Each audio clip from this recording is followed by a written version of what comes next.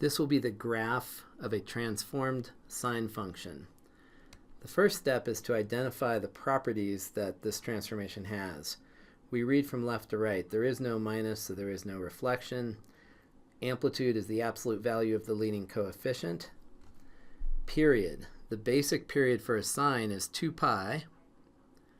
We then divide that by this period adjuster here, the leading coefficient of the angle, and we get pi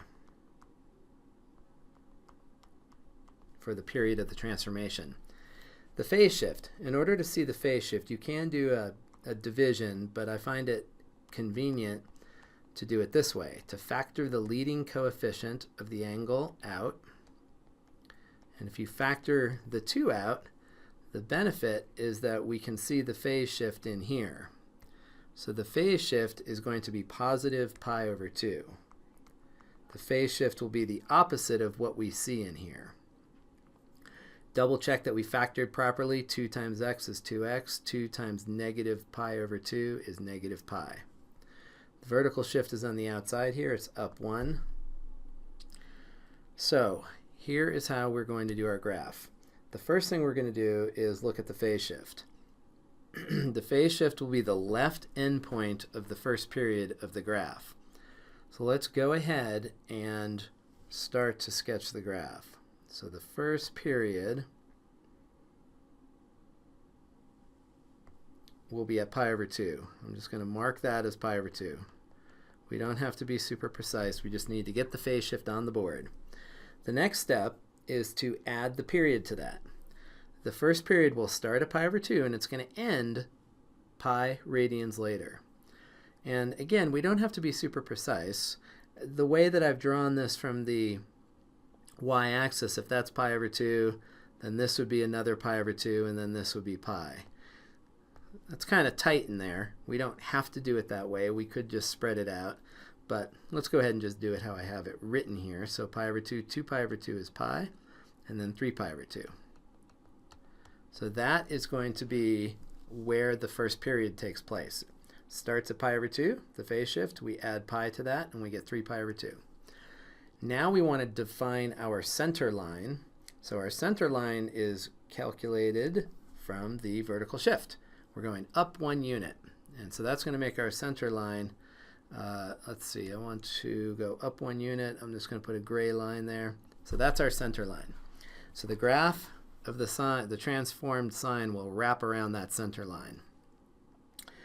Next, we're going to look at the amplitude. The amplitude here is 3.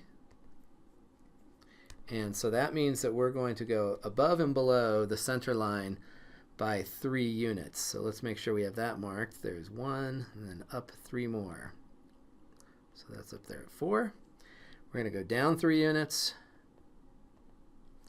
And when we go down 3 units, that's going to take us to -2. Okay, so we're going above and below the center line that far. Now let's go ahead and start sketching the graph. We look over here at the shape. And the shape of the sine function, we have 3 dots right on the center line. So it doesn't matter if there's a reflection or not. Those 3 dots are on the graph. Now, here's where we have to do 2 things at once. We have to take into consideration the reflection, and we have to take into consideration this max point and this min point. Now, there is no reflection, so that max point will, in fact, be 3 units above the center line, and our min point will, in fact, be 3 units below. If there was a reflection, those 2 points would be reversed. We can now connect the dots, and we do this with a curved graph, and this will be the first period of the transformation. Just to be complete here, let's identify the domain and the range. The domain of this function will be all real numbers. There's no x value for which the function will not be defined.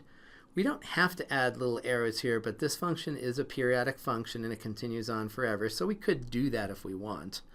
It's understood that it does go on forever, so you don't have to do that. And then let's identify the range of this function. The range of this function, those are the set of y values that the function has. So all these y values in here from -2 to 4. And in interval notation, we want to make sure that we bracket off the -2 and the 4 because those are included in the range. If we used parentheses, they would be excluded. Since we would like to include them, we put brackets.